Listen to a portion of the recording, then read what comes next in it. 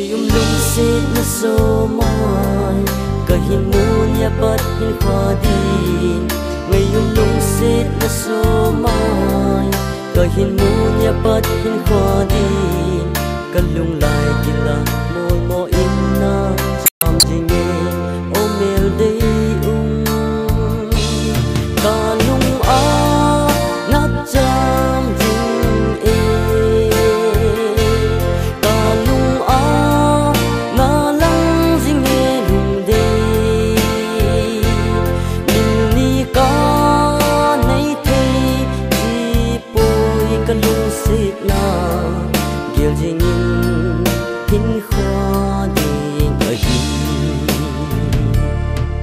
lại đang lên hung tâm rong lê cần lung xít na hin kiểu gì ngô lại đang lên hung tâm rong lê cần lung xít na hin kiểu gì ngô cần lung lại kia là chưa lâu in na bạn gì nghe ô lung đây nu và lung á nát chạm dinh e cả lung á na lăng dinh nghe lung đây mình đi cả nay thấy chỉ bồi cả lung xịt na kiểu gì nhìn hin khoa đi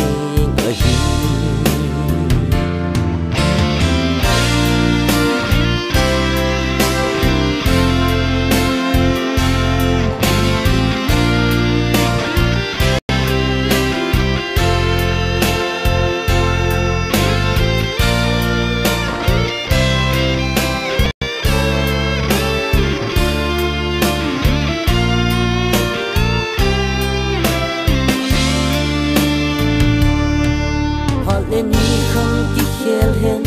nắng cùng lên lang xót xót rong lệ họ lên đi không chỉ khéo hen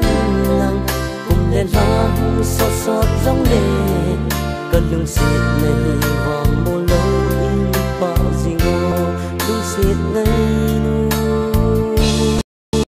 và lung á nát chạm dinh e